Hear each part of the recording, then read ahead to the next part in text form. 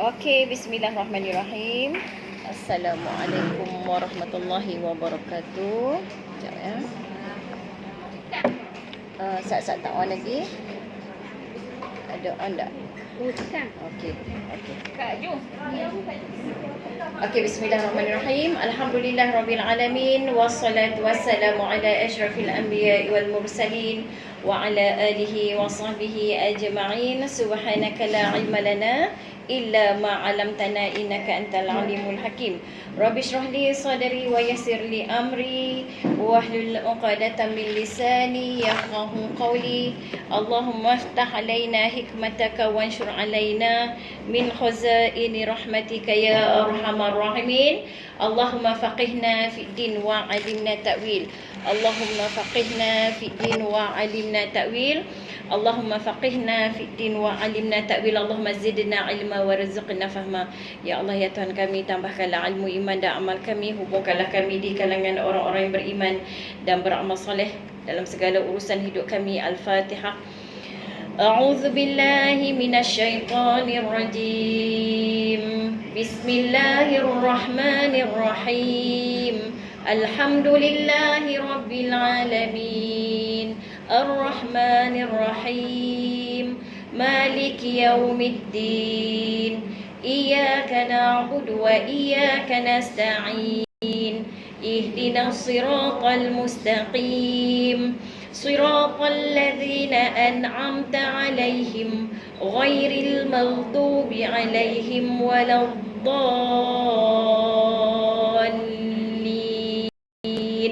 Amin. Okey, alhamdulillah. Allahumma salli ala sayyidina Muhammad wa sayyidina Muhammad. Syukur pada Allah, kita bertemu lagi dalam kelas Fardhu Ain pada petang hari Isnin ni ya. Berapa bulan 22. Okey, alhamdulillah. Kita mulakan dulu dengan bacaan Al-Quran, iaitu pada muka surat selesai kat YouTube ni, tutup dululah baca Quran ni. Okey, alhamdulillah. Syukur pada Allah. Allahumma shalli ala sayyidina Muhammad wa ala sayyidina Muhammad. Selesai dah kita baca surah satu muka surah tadi ya. Alhamdulillah, baca Quran. Mudah-mudahan dia menjadi pahala untuk kita, untuk bekalan akhirat kita, dan juga kita hadiahkan kepada ibu ayah kita yang telah pun kembali ke rahmatullah, insya-Allah ya. Amin amin ya rabbal alamin. Alhamdulillah, kita hari ini dalam kelas Fardhu Ain berkenaan dengan qada dan qadar. Okey, berkenaan dengan beriman kepada qada dan qadar. Minggu kelima lah no. Minggu keempat ya. Okey, cuba kita tengok dalam surah Al-Hadid. Boleh tak tengok surah Al-Hadid muka ayat 22 sampai 23. Surah Al-Hadid. Cuba tengok muka surat berapa surah Al-Hadid. Surah Al-Hadid. Cuba tengok dekat indeks belakang tu. Jumpa tak? Al-Hadid 537 no? Okey, 537 Al-Hadid. Tapi kita nak cari ayat ke-22.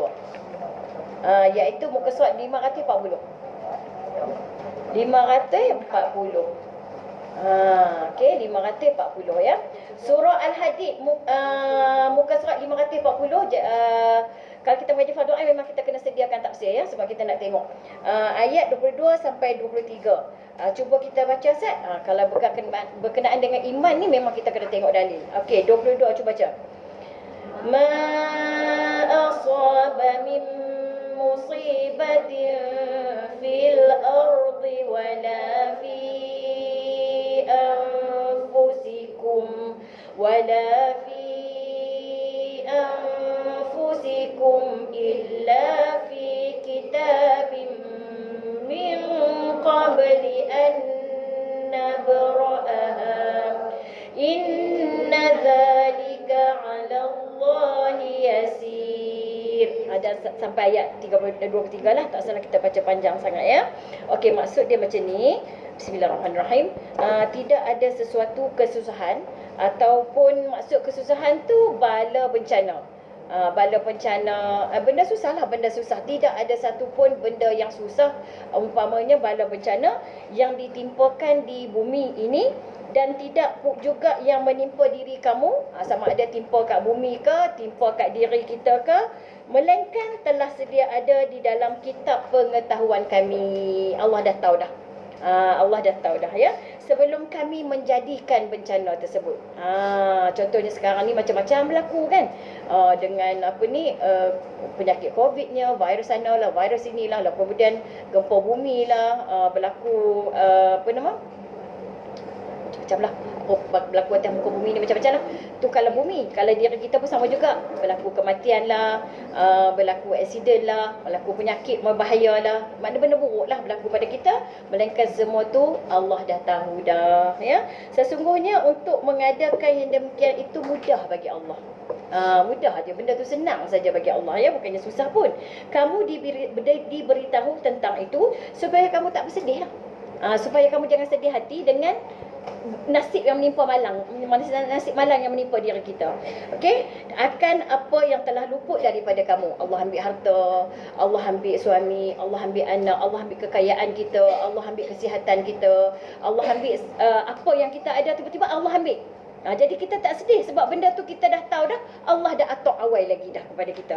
Ya, dan tidak pula kamu gembira, tidak pula kamu gembira, iaitu secara sombong dan bangga. Kadang-kadang Allah bagi kat kita kelebihan lah, kekayaan, keturunan yang baik, anak-anak yang hebat, suami hebat, keluarga hebat, rumah besar.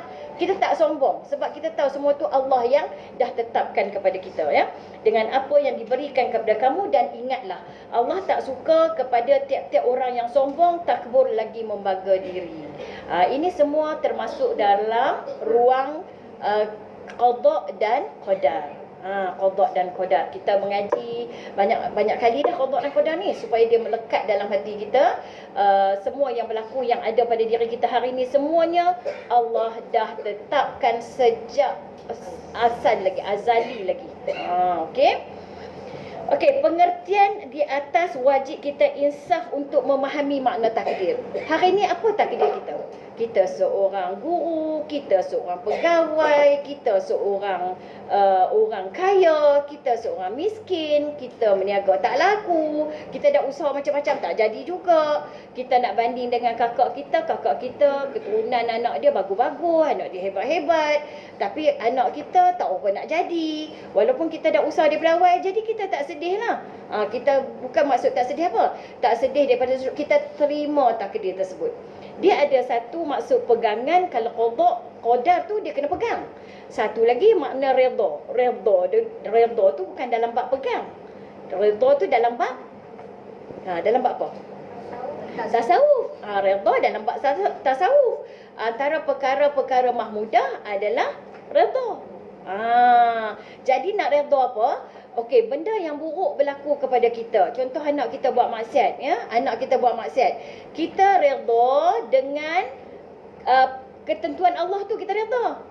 Tapi yang kita tak redha adalah pada perbuatan dia, hasil usaha dia, usaha dia, pilihan dia untuk jadi orang yang tak beriman, untuk jadi orang yang buat maksiat. Jadi kemarahan kita tu terkawal.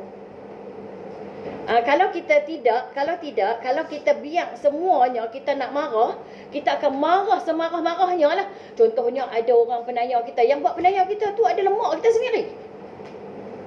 Ada juga orang yang mak dia tak bagi hak yang sepatutnya pada anak. Mak dia yang sebenarnya duk bagi sakit hati dia. Mak dia duk kata macam-macam, mak dia duk beza anak-anak dia tu. Ada anak 5 orang tapi mak tu sayang yang 4, yang seorang lagi tak sayang. Jadi bila mak dia tak sayang, setiap kali duk kena hina dengan mak dia, duk kena kata macam-macam. Dalam keadaan macam tu, dia nak redha apa? Dia redha itu semua ketentuan Allah, benda tu berlaku, yang dia tu nasib dia macam tu. Tetapi yang dia tidak redha adalah perbuatan mak dia tadi tu, sebab mak dia pilih nak benci anak dia yang tu. Jadi kemarahan dia pada mak dia tadi ni ada sekatan, ada had. Jadi dia kata, aku redha ketentuan Allah, ya Allah, cuma aku tak redha perbuatan mak aku. Jadi kemarahan dia kata apa? Kemarahan dia tidak melampau-lampau sampai dia peringkat dia, aku redha. Jadi dia jumpa mak dia pun dia boleh buat jadi baik. Walaupun mak dia buat tak elok kat dia, walaupun ayah dia tak suka kat dia, walaupun kakak adik dia tak suka kat dia. Yang tak suka kat dia, yang duk fitnah dia tu bukan orang lain, kakak dia sendiri, abang dia sendiri. Jadi maknanya bila dia jumpa mereka, dia kata apa tau? Dalam hati dia, Allah dah tetapkan dah hampa benci kat aku macam ni, tapi perbuatan hampa tu yang aku tak redha. Aku boleh layan hampa elok lagi sebab Allah nak tengok aku punya perbuatan, bukan nak tengok hampa punya perbuatan. Bila sampai kat mahkamah akhirat nanti, Allah akan adili hak aku ni. Kalau diri aku ni, apa yang aku dengan hampa, yang hampa dengan aku tu hampa punya urusan. Tapi aku tetap berbuat baiklah sebab aku redha dengan qada dan qadar Allah. Tu yang jadi cantik orang Islam ni. Kalau tidak, marah kita sampai benci, jangan kata apa, nak sebut nama pun jangan. Kan? Kita nak sebut nama tak, sebab orang ni buat aku ni bukan sikit-sikit ni. Contohnya macam disihir oleh kawan baik sendiri. Rasa boleh pandang lagi tak muka dia? Tak boleh dah. Marah kan, hang dulu susah aku yang tolong hang kot. Ya, bila hang senang, hang boleh buat kat aku macam ni, hang dengki kat aku, hang buat kat aku macam ni, fitnah aku. Tapi satu je, bila orang yang yakin dengan pegangan dia, dengan keimanan dia kepada qada dan qadar, dia dah yakin dah benda tu tertulis dari awalnya, cuma dia tak suka perbuatan kawan dia, dia boleh buat baik lagi dengan orang tu. Itu hebatnya orang beriman, ya. Jadi pernah satu hari Rasulullah sallallahu alaihi wasallam masuk ke rumah Sayyidina Ali selepas solat Isyak. Nabi masuk ke rumah Sayyidina Ali lepas solat Isyak. Ketika itu menantunya telah tidur. Nabi masuk ke rumah Sayyidina Ali tu tidur, ya. Mai dah Hisham ni. Dah syok tu, parti-parti tengok nampak dia dah. Tak set duk parti keling yang nampak dia. Tolong Ustaz, lock Ustaz Hisham tu. Apa lock dia? Apa? Scammer. Hisham tu scammer. Dia ni kita block macam mana pun dia boleh masuk. Tak tahu dia memang scammer ni, memang pandai, ya. Dia boleh masuk. Kalau kita block pun dia boleh masuk, heran, no? Tolong lock Ustaz. Hisham ni dia tak habis-habis. Duduk teriak situ dah tak ada duit nak makan. Okey. Kemudian satu hari Nabi SAW ni pergi ke rumah Sayyidina Ali. Kemudian ketika tu menantu dia sedang tidur, baginda SAW bersabda, halla qamta minal lail faqala ya Rasulullah anfusana biyadillah insya'a basataha wa sya'a qabadaha wa ghadiba Rasulullah sallallahu alaihi wasallam wa kharaja wa huwa yadribu ala fakhidhihi wa yaqul wa kana al-insanu akthara shay'in jidala. Maksudnya alangkah baiknya jika engkau bangun daripada sebahagian waktu malam untuk solat sunat. Nabi tegur Sayyidina Ali sebab Nabi pergi rumah Sayyidina Ali, Sayyidina tengah tidur. Nabi kata, kalau hang bangkit malam semayang pun bagus. Nabi kata kat Sayyidina Ali. Ali menjawab, ya Rasulullah, diri kita semua ini dalam genggaman Allah. Jadi Sayyidina Ali ni nak pegang qada yang salah lah. Dia kata, kita semua ni Allah yang pegang. Dia kata, kalau Tuhan nak baginya, tentulah limpah rahmatnya. Jika Tuhan tak kendakinya, Tuhan tarik kembali. Mendengar jawapan itu, Nabi sangat marah. Jadi macam ni orang kata, hang kalau semayang malam pun bagus. Hang duk tidur, berapa cuba bangkit semayang malam. Dia kata, kita ni kalau nak semayang malam ni, kalau Allah tak adil kita semayang, kita akan bangkit semayang. Kalau Allah tak takdir kita semayang, kita memang tak jaga. Maksud dia macam tu lah. Dia lawan cakap Nabi lah. Nabi marah lah. Okey, sebab tadi kita pegang qada dan qadar semua dalam ketentuan Allah kan. Perbuatan Allah dah takdirkan sejak awal lagi kan. Sejak azali lagi. Semua perkara. Jadi Nabi menjadi marah. Nabi sambil memukul-mukul pahanya. Nabi marah nak pukul lain, tak boleh pukul diri sendiri lah. Macam dia tak boleh nak terima jawapan daripada Sayyidina Ali. Okey, kemudian Nabi kata sungguhnya manusia ni banyak membantah bab qada qadar ni. Jadi maknanya pernah terjadi satu kecurian. Maknanya apa? Benda yang buruk jangan kita letak pada Allah. Sebab kita dah mengaji dah dulu, segalian perkara semua telah pun ditetapkan oleh Allah SWT. Tetapi bila benda yang buruk berlaku ke atas kita, kita tak boleh tuduh Allah. Ya, kenapa kamu jadi penari gelek? Kenapa kamu jadi pelacur? Kenapa kamu malas nak belajar? Allah dah takdirkan aku malas. Kenapa kamu tak main kelas? Takdirullah, dia kata. Dia kata qadarullah, dia kata. Dia tak main mengaji sebab Allah tak qadarkan qada kepada dia. Dia jadi bodoh sebab Allah yang qada kepada dia. Yang ni benda-benda yang kita kena ingat.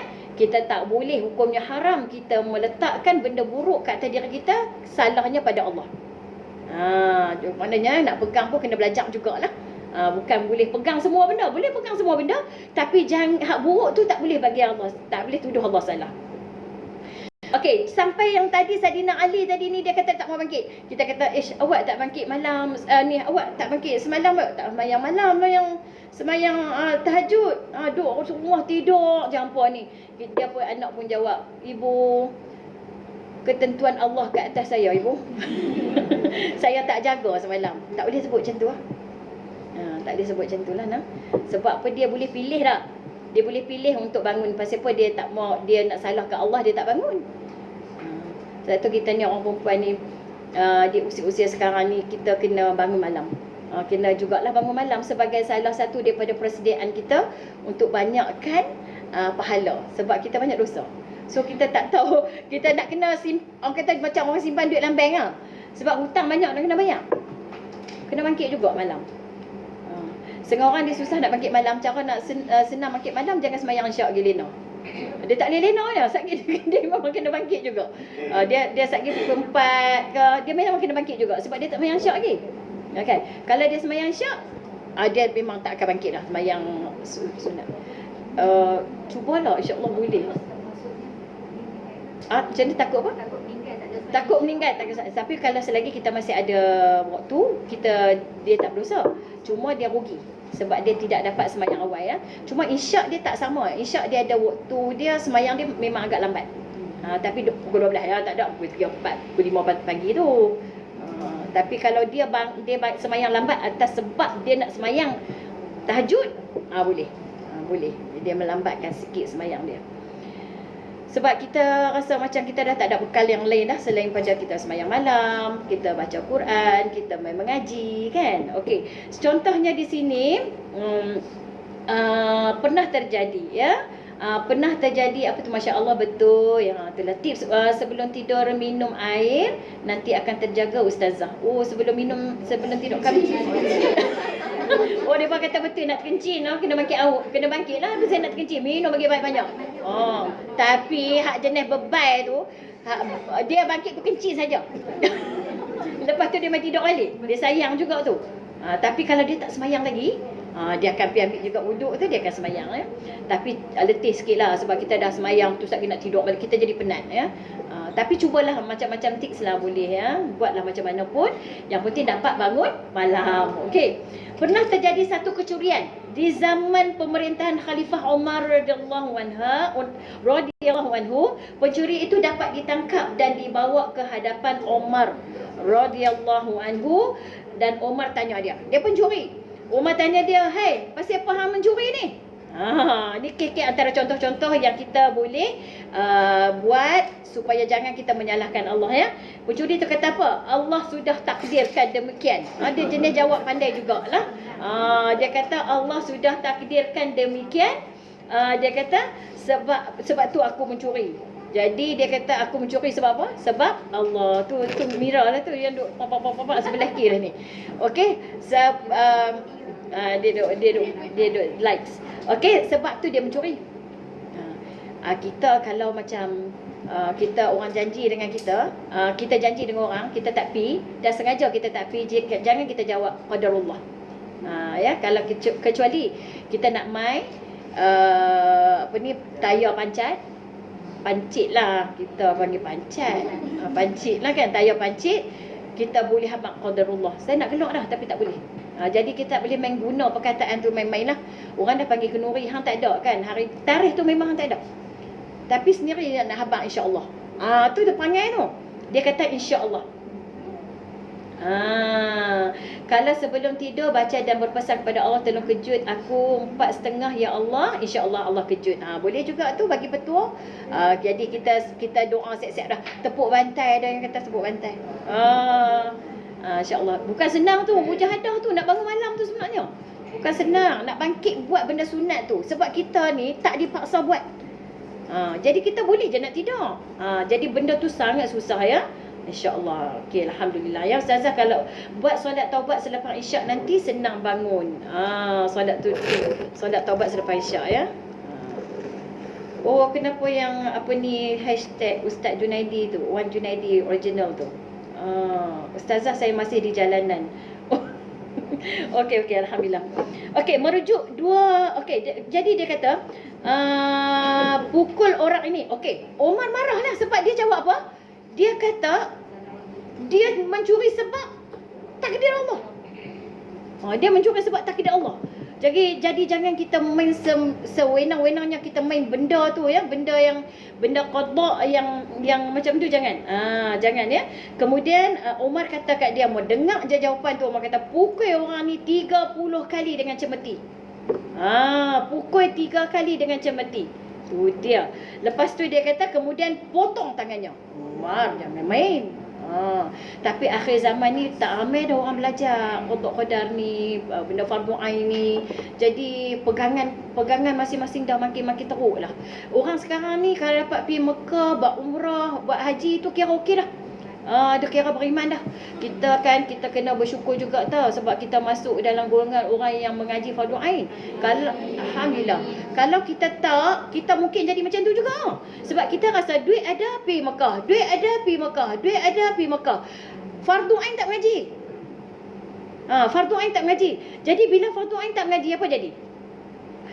Apa jadi? Paling pentingnya akidah kita tu. Akidah kita tu tak sahih sebab kita kena belajar untuk berpegang tu, kita kena belajar, bukan boleh main duk baca-baca aja. Okey, merujuk kepada jadi mengapa hukumannya begitu? Ada orang tanya, pasal apa yang nak kena pukul sampai 30 kali dengan cemeti, potong pula tangan? Dia jawab macam tu je. Pasal apa? Itulah yang tepat. Wajib dipotong tangannya sebab mencuri, wajib dipukul sebab dia berdusta atas nama Allah. Yang potong tangan sebab apa? Sebab hukum qisas, hukum hudud lah. Kemudian yang berdusta pada nama Allah tu dia kena pukul. Allahu Rabbi, ya Allah. Takut sangat ya. Okey, merujuk dua kejadian di atas. Kejadian apa? Kejadian Nabi SAW sampai ke rumah Saidina Ali, merujuk kepada yang kes mencuri tadi. Dapatlah disimpulkan bahawa takdir sama sekali tidak boleh dianggap sebagai cara tawakal. Takdir ni, bab takdir ni banyak orang membantah dan tak faham. Jadi mereka guna takdir tu sebagai cara nak bertawakal. Tawakal je lah. Kalau Allah takdir yang baik, jadi baik. Kalau Allah takdir yang tak baik, jadi tak baik. Dia lupa tu. Kita ada 3 pegangan yang paling yang besar yang kita kena check. Kita pegangan Ahli Sunnah wal Jamaah, Jabariyah, Qadariyah. Kena tengok tu. Ni kena belajar. Kalau tak belajar takut takut tak tahu beza. Sedangkan Ahli Sunnah wal Jamaah dia ada ikhtiar dan usaha. Ikhtiar dan usaha Allah bagi dekat kita. Ikhtiar dan usaha ni setiap masa tau, setiap saat, setiap masa. Kita kena ikhtiar jadi pandai, usaha ambil kelas. Ikhtiar nak sembahyang, bangun, ambil wuduk, siapkan tempat sembahyang, pakai telekung, kena solat. Ada orang kata, ustazah saya bukan tak mau sembahyang ustazah, saya nak sembahyang tapi tak boleh nak sembahyang. Dah pasal apa tu? Dah tak boleh ustazah, tak boleh. Allah takdirkan saya tak sembahyang ustazah. Saya tak tahu macam mana nak buat. Saya nak sembahyang tapi tak boleh nak sembahyang. Hai. Hang pegang macam mana? Tak diikhtiar usaha tu setiap saat, setiap masa. Selagi kita bernafas, cuma kita tidur je lah, tak ada ikhtiar usaha. Tapi kalau kita kalau hang lapar, hang telan batu kan terlayak. Hang jangan makan nasi kalau hang lapar. Pandai pula cari no. Okey ya. Okey, tak boleh jadikan ia sebab kita nak bertawakal. Okey, kemudian juga tidak boleh dijadikan alasan untuk buat maksiat. Tak boleh jadi alasan untuk buat maksiat. Tak boleh nak share kat group, semua kena tag je Facebook duk sekat pengajian. Oh ya ke? Oh dia memang kena macam tu no? Tak boleh nak. Tapi kan saya punya Facebook berapa depa ban kat seminggu tu 6 hari. Saya tak boleh nak share. Tak boleh nak masuk. TikTok pun kena buat tu ni. TikTok berapa kali dah kena akaun ni. Sampai ambil kelas 1000 lebih untuk nak handle TikTok. Dua Ahad kemarin dengan Ahad depan. Penat saya tak boleh online sebab tu orang kata ustazah buatlah kelas bengkel solat online. Saya tak boleh buat sebab saya tak jenis duduk macam tu tau. Bila saya face to face saya jadi tak penat. Mungkin sebab saya enjoy. Gemuruh istimewa. jadi saya enjoy kan. Kalau saya buat bingkai solat online, dia kata buatlah bingkai solat online. Saya tak boleh buat, saya penat. Ya Allah, saya macam kenguruk kemarin. Saya kata, abang awak penat, tak tahu, ya Allah, letih lah. Sebab dakwah dalam TikTok ni dia meluas, tapi dia pun suka ban lah kita. Jangan duk bubuh nombor telefon saya kat situ. Berapa kali dah kena tu ni. Saya sayang lah sebab dia dah 20k dah followers. Jadi sayang lah kalau kena ban, nak kena buat lain pula kan. Itulah. Sama tak boleh nak share ya. Allahu Akbar. Okey, kemudian dia kata sini, jadi jangan jadikan takdir sebagai sebab tawakal. Kami tak apalah. Apa Allah letak kat kami semua, kami terima saja. Ataupun sebab untuk buat maksiat. Aku jadi macam ni pasal apa? Allah takdirkan aku jadi penyanyi. Allah takdirkan aku buat maksiat. Allah takdirkan aku buat semua benda ni. Jangan. Allah takdirkan aku memang bodoh. Aku mengaji apa pun tak pernah dekat. Aku memang bodoh. Suka hati hang lah. Hang semua duk kata bodoh. Allah suruh kita belajar, dia tak suruh kita pandai. Dia suruh kita belajar. Hang pandai tak pandai, cuma yang tu semua anugerah Allah. Jadi jangan ya jadikan sebab.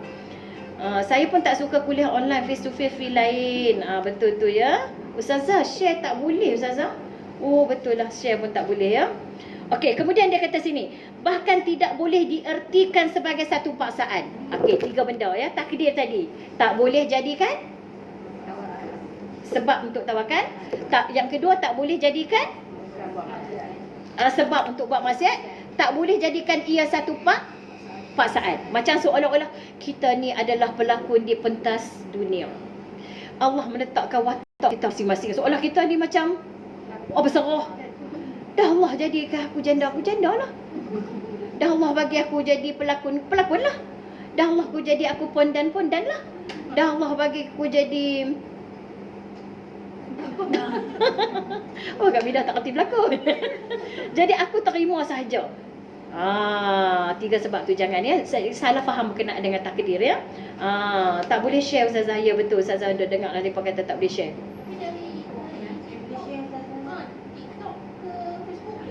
TikTok ke TikTok ke Facebook boleh. Facebook boleh share daripada komen Facebook. Kalau TikTok boleh share. Okey, alhamdulillah ya. Ternyata bahawa berbagai jenis amalan, ternyata bahawa takdir dapat ditolak dengan takdir. Nampak tu? Takdir boleh tolak dengan takdir. Macam mana takdir boleh tolak dengan takdir ni? Contohnya, takdir lapar dapat dilawan dengan takdir makan. Makan pun takdir kan, sekalian perkara semua telah pun ditetapkan oleh Allah. Maknanya kalau kita lapar, nak gangar lagu tu saja ke? Bohong lah. Kalau lapar boleh lah bangkit pergi goreng mi ke, goreng telur ke, tak kira buat Maggi ke. Pasal apa bangkit tu? Dia nak lawan takdir lapar dengan takdir makan. Sebab tu bila kita ada masalah, kita kena usaha, kita kena doa. Doa tu takdir tak? Doa tu takdir. Kita lawan takdir, kita ubah takdir tu dengan takdir. Tapi bukanlah takdir tu, mengubah takdir tu Allah juga yang tetap. Tapi maknanya kita ubahlah nasib kita dengan takdir ya. Okey, takdir sakit dilawan dengan takdir ubat. Maknanya kita tak berserah lah. Kita sakit, pergilah beli ubat, pergilah makan ubat. Okey. Jadi maknanya kalau lapar cari makan. Makan tu takdir juga. Order food panda Ustazah. Betul tu. Kalau sakit pergi cari ubat. Okey, saya orang baru join kelas Ustazah Faizah Arsyad. Okey, alhamdulillah. Okey, seronok dengar ceramah Ustazah. Allah. Okey, kemudian takdir malas lawan dengan takdir wajib.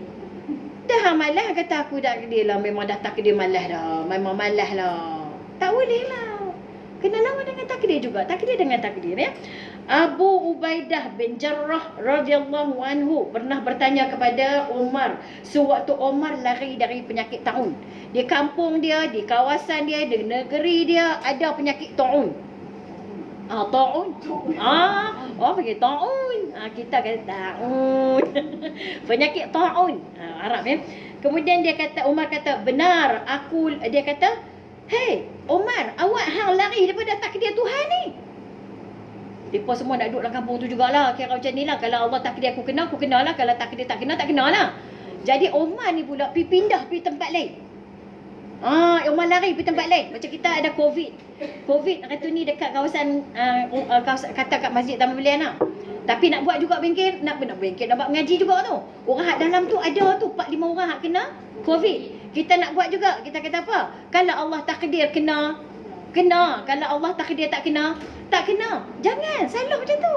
Kita kena buat apa? Sekat, tak boleh mengaji. Sebab ada orang kena COVID dalam tu. Jadi bila Omar pindah, apa tu? Kerusi pun meletup. Okey, kursi yang benar meletup. Okey, kemudian dia kata, bila Omar ni pindah, ada sahabat-sahabat tanya kepada Omar, "Hai Omar, hang awak lari pada takdir Allah ni?" Jadi Omar kata benar, aku memang lari daripada takdir Allah untuk pergi kepada takdir Allah juga. Jawapan dia.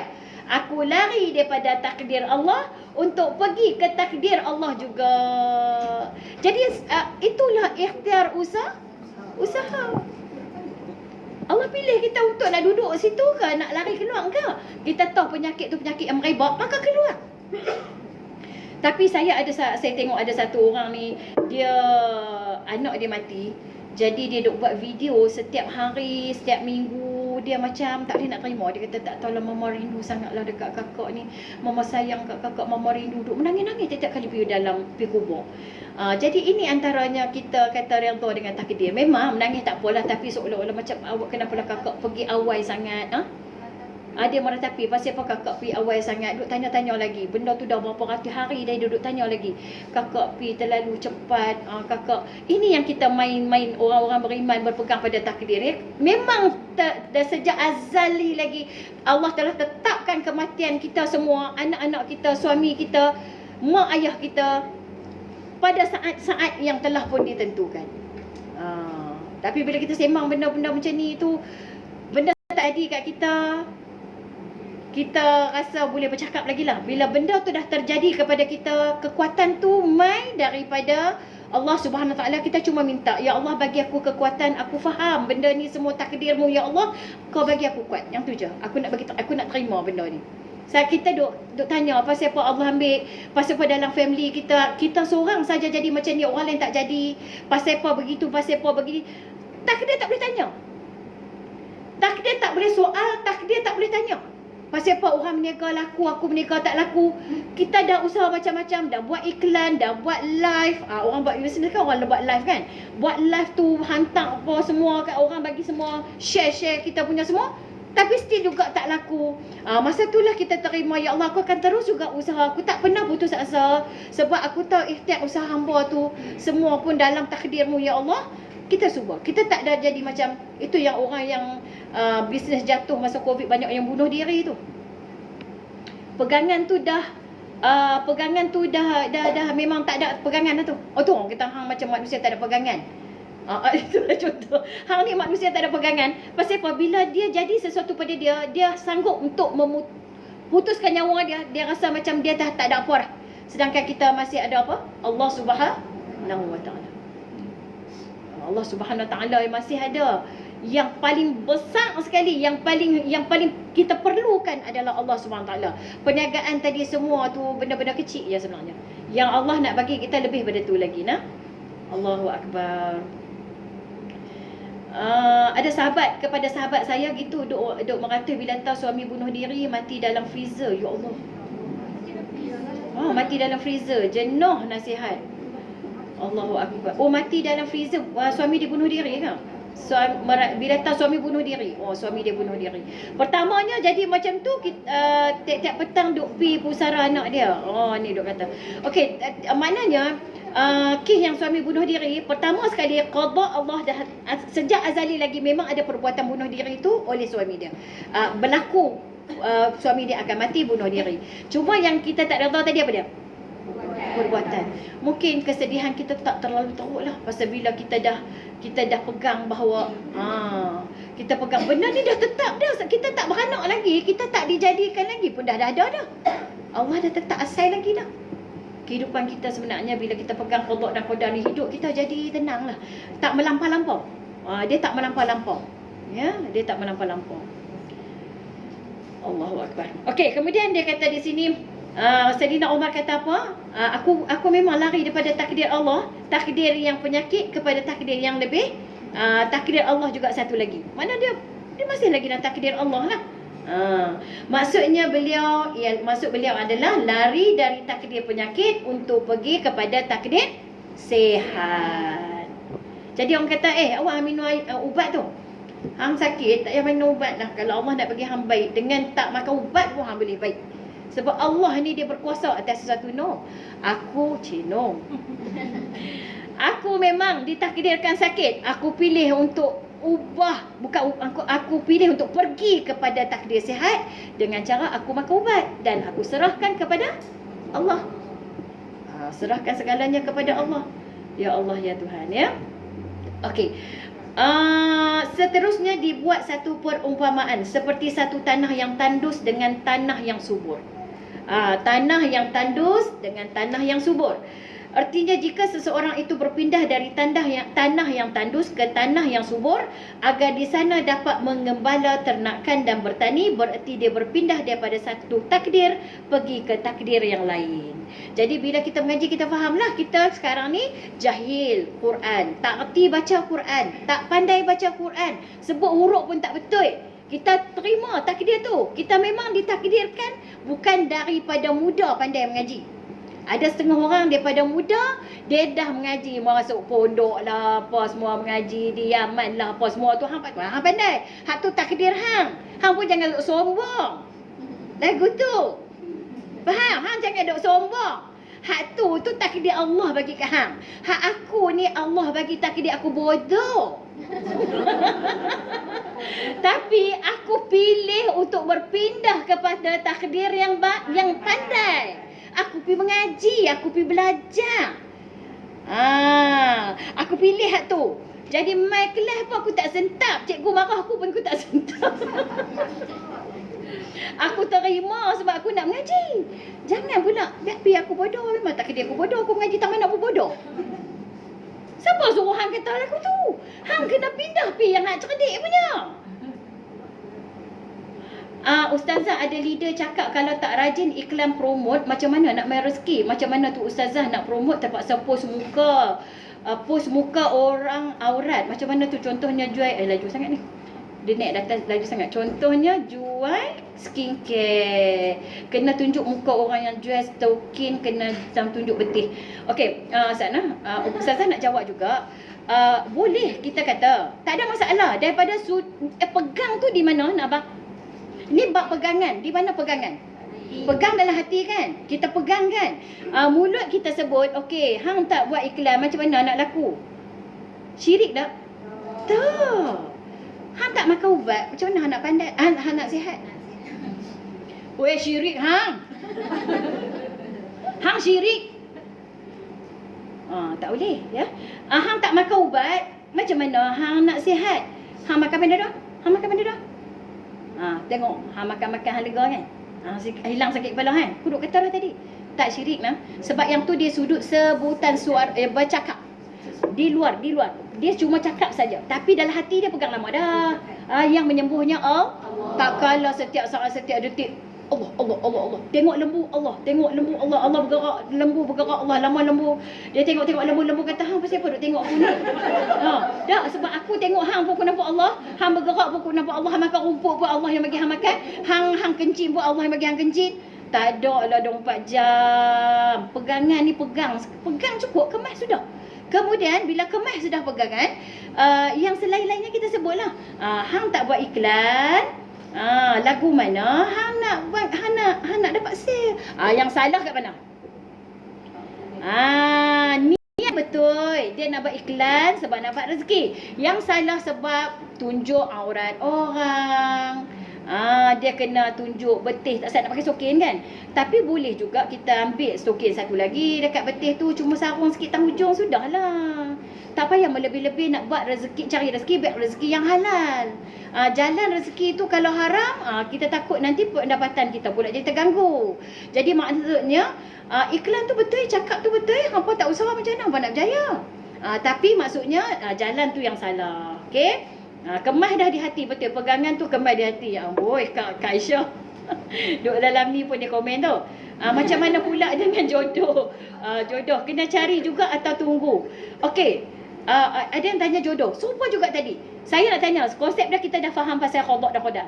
Jodoh, nak cari atau nak tunggu? Kalau tunggu macam mana? Ada, tak ada, sudah. Okey. Kalau dia kata memang aku tak teringin pun nak kahwin, tak payah cari.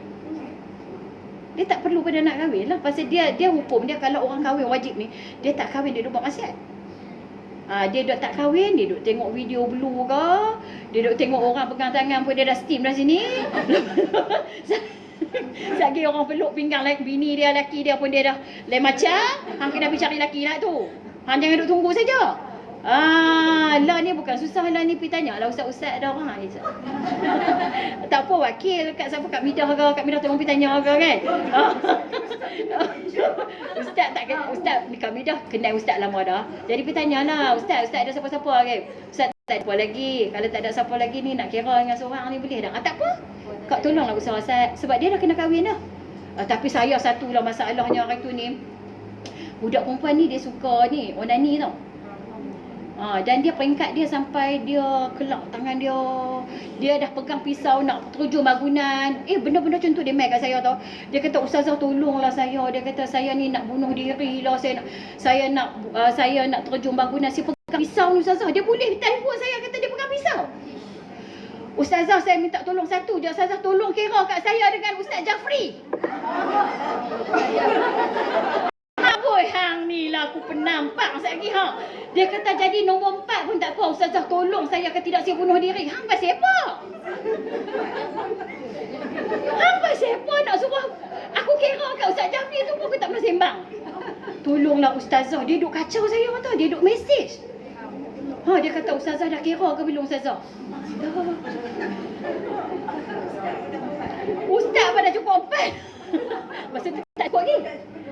Kita cermin lah, kita siapa?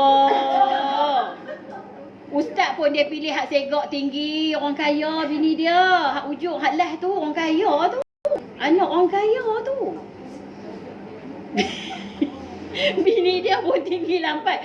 Saya pun tak pernah jumpa dia hang siapa hang nak suruh kira kan duk kacau kacau saya blok lah. Sebab dia duk kacau ustazah dah kira kau ustazah dah kira kau ustazah. Ish. Dah pilih Ustaz Jafri pula tu. Ustaz Wadi pun tak berani Hang katalah siapa-siapa boleh kan nak kahwin. Kau boleh lah kita. Saya pernah agak sebab saya teruh dia. Saya tanya seorang tu. Dia tu memang bagus lah dalam Facebook semua. Saya tanya, ada orang. Ada orang kedok lagi saya kata. Saya kesian kat dia pasal dia duk ni kan. Tapi saya hamak kat dia ni dah masalah sikit lah. Saya kata dia nak bunuh diri lah apa semua kan. Saya kata kat dia kalau nak saya kira. Mampu kawan tu tak mau. Nikah pindah kawan tu pun. Dia haru Jafri Ustaz. Dia pun Ustaz Jafri Abu Bakar ke? Ustaz Jafri tu. Boy. Depa kalau nak kahwin tu hang pilih hak bagus-bagus punya ya Allah. Kalau kita nak tanya ustaz pun tak berani. Sebab dia tak kata ustazah boleh kira berdua dengan ustazah. Dia jadi aku. Atau bukan blok awal ke? Aduh, ya Allah ampun bukan. Okey, kemudian apa ni jadi makna sebenarnya Rasulullah SAW dan para sahabat boleh sahaja berdiam diri untuk mengelak bahaya yang dihadapi. Maknanya boleh je Nabi duduk. Okey, tak sahal jodoh tadi kita tak jawab dah tadi jodoh. Jawab dah. Okey, jodoh tadi macam ni lah. Okey, kalau jodoh tadi tu dalam Han nak kahwin tapi handuk dia. Tak boleh lah. Kena bangkit malam sembahyang. Tak payahlah nak kena approach orang tu. Tak payah. Sembahyang malam. Doa pada Allah. Mintakan sampaikan jodoh orang yang baik-baik. Atau antara usaha lah tu. Antara usaha lah. Kalau duduk saja macam mana nak ni? Macam nak mai? Tak boleh lah duduk saja. Macam kita kata kita tak erti, duduk saja. Kok pandai-pandai lah. Memang tak pandai pakai sudah lah jawapan. Orang dah boleh baca Quran, kita duduk mangkak lagi. Mangkak, kena huruf budak. Pasal duduk saja. Tak boleh. Okey, kemudian sebenarnya Rasulullah SAW dan para sahabat ni boleh saja berdiam diri ya. Wife dia doktor pun ada. Tu lah. Macam mana yang kita ada pegang pisau nak terjun magunan nak kahwin kawan tu. Jenuh kita. Saya doakan dia sihat lah. Saya takut sekali dia duk tengok-tengok dia marah kat saya pula ni. Amin bagi orang bagi dia sihat. Mungkin dia dah dapat jodoh ya.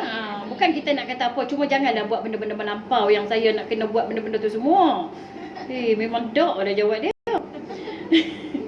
Sebenarnya Rasulullah SAW dan para sahabat boleh saja berdiam diri untuk mengelakkan bahaya ya yang dihadapi. Seperti mana diamnya orang yang telah berputus asa. Sini kiri kanan dah penyakit. Hari tu kita pun masa Covid pun yang lelaki-lelaki suami ke anak Covid semua duduk dalam bilik kan. Kita duduk di luar, depa duduk dalam bilik ataupun depa duduk di luar, kita duduk kita lepas dalam bilik. Pasal kita seorang yang tak kena, hak lain depa semua kena. Jadi depa kata hang duduk dalam bilik, kami duduk luar. Kami duduk di luar. Kami masak nanti kami bagi suruh ikut pintu. Okey, jadi maknanya kita kalau dia kata kalaulah kita kata kita pilih, tak apalah. Kena tak kena sudah. Kita tak ada usaha ikhtiar lah tu. Kita nak ikhtiar lah. Tapi ada seorang tu kata, ustazah lelaki dia ni kan jenis tak mau duduk dalam bilik. Tu. Dia nak keluar juga. Dia tak boleh duduk lama dalam bilik. Dia kata kena ustaz boleh tak?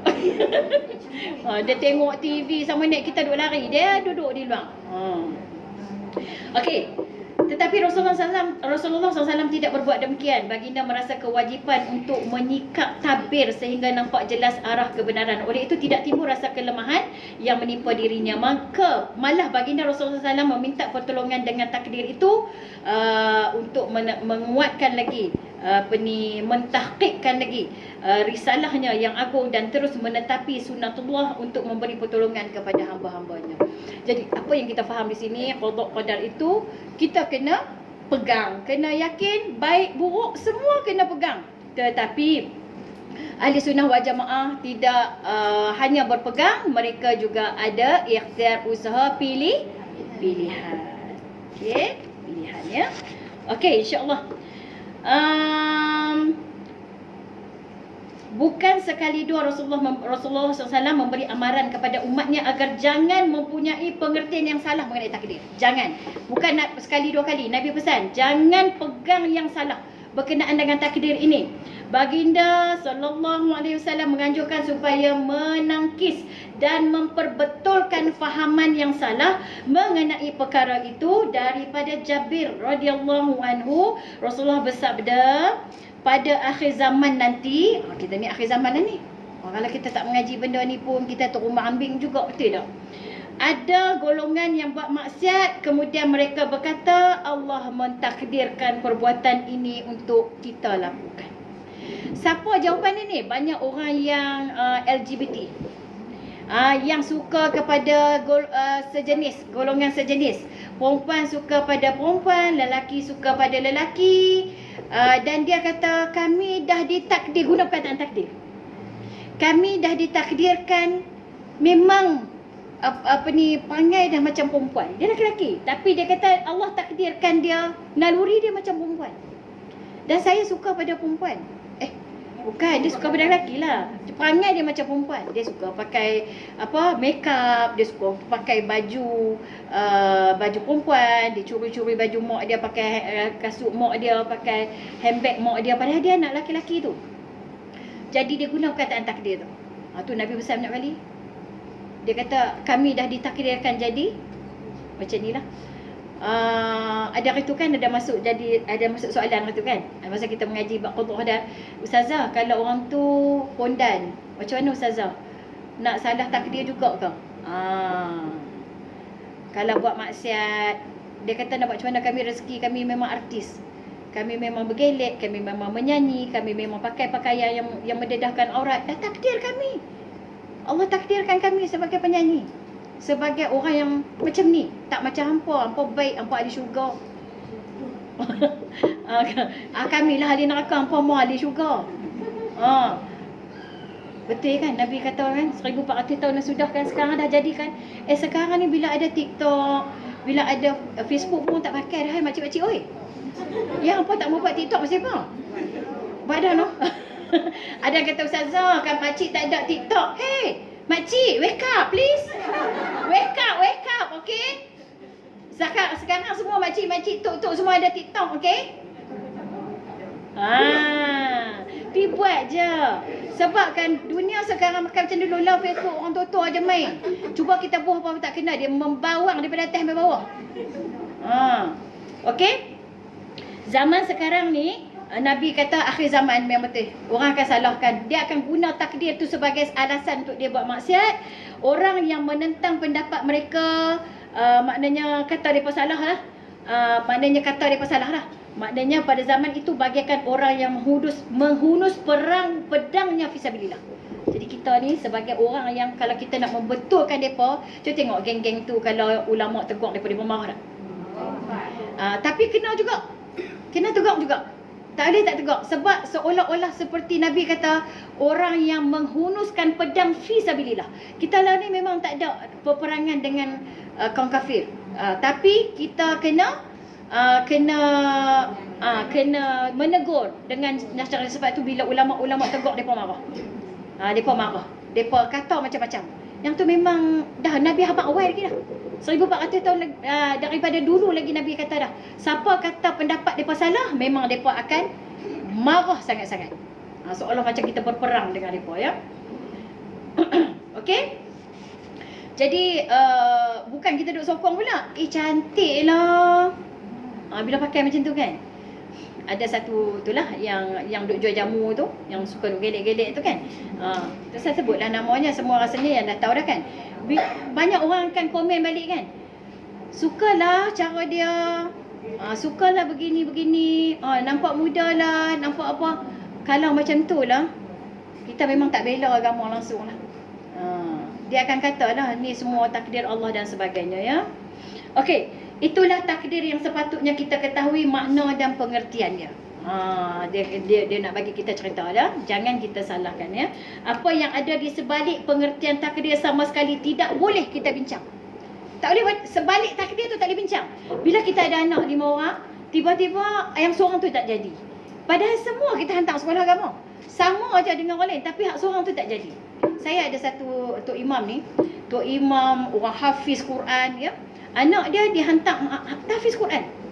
Dia hantar tahfiz Quran. Daripada kecil lagi umur 6 tahun sampai umur 15 tahun. Yang seorang tu sampai umur 10 macam tu lah. 2 beradik dia hantar. Anak dia 2 orang tu sahaja. Dan dia nak dapat anak pun memang kahwin lama baru dapat. Dapat 2 orang tu, dia Tok Imam yang memang sangat baiklah kalau kita tengok. Dia sangat sopan, cakap, bacaan pun sedap dan sebagainya. Satu ketika tu anak dua-dua tu tak mau dah meneruskan sekolah tahfiz tu. Kerana dua-dua kena liwat. Depa kena liwat banyak tahun dah rupanya. Baru dia faham. Akhirnya minta berhenti daripada tahfiz. Dua-dua keluar.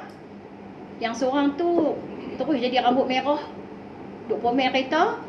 Yang seorang lagi tu jadi nakal sebab apa depa tak mengaji sekolah akademik.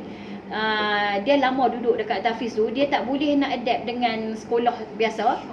Akhir sekali yang seorang tu mati accident. Tengah duk lomba motor. Rasa macam mana perasaan awak dia? Ujian tak berat kat dia. Ujian berat kan? Bila kita sampai peringkat tu, kita kata satunya dia orang baik-baik, bini orang baik, laki orang baik. Anak tu pula dididik, dibentuk daripada kecil untuk masuk tahfiz, jadi orang alim apa semua. Takdir Allah, budak tu kena liwat dengan ustaz. Ustaz dia. Bila budak ni kena liwat dengan ustaz dia, dia jadi macam tak percaya dah dengan depa ni tau. Depa jadi nakal. Dia keluar, akhirnya matilah. Mati masa tengah melumba betul. Mati dalam, tahulah macam mana kan, wallahu a'lam lah, yang tu kita serah pada Allah lah. Perasaan mak tu macam mana? Ketika itulah yang kita kata di situ takdirullah tu. Takdir Allah. Dia kena terima benda ni dah ditulis daripada awal lagi. Daripada Allah Subhanahu Taala, takdir anak dia dah lah susah nak dapat. 2 orang lelaki pula, bukan biang, bukan anak yang dibiang. Anak daripada kecil, jubah putih, anak jubah putih daripada kecil dengan serban. Tapi bila berlaku kes liwat tu, budak tu jadi macam tak percaya, frust, marah, dendam kepada mak ayah dia. Tarik keluar daripada tahfiz, mati pula dalam keadaan macam tu ya. Inilah kita kata, jangan sembang apa di sebalik takdir. Tu Nabi pesan kat saya. Pasal apa jadi macam ni? Pasal apa jadi macam ni? Aku dah buat elok semua dah. Pasal apa jadi macam ni? Yang tu yang dilarang. Tak boleh bincang. Tak boleh bincang langsung. Bila jadi terima dan tak boleh bincang. Kita dah buat dah semua, ayah dia pun dah usaha, mak dia pun dah usaha dan semua dah usaha dah. Benda tu nanti. Okey, jadi dia kata jangan bahas dan jangan berselisih pendapat mengenai takdir kerana dia termasuk perkara ghaib. Benda takdir ni ghaib.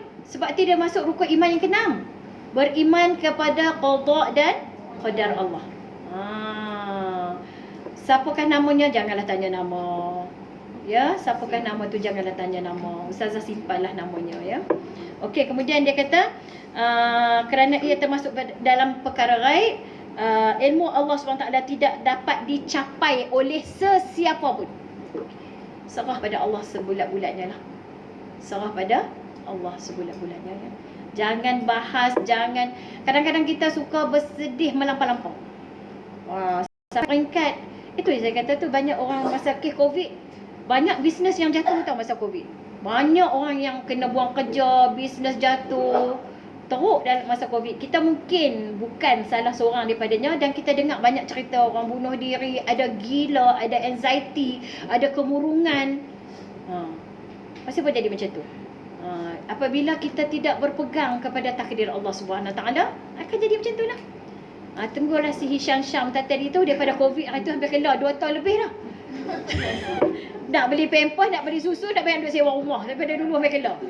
Scammer, dasar scammer. Okey dah ya.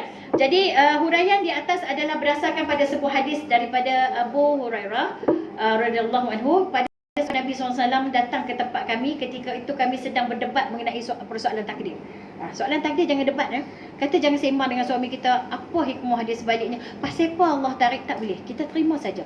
Benda ghaib kita tak boleh nak bincang.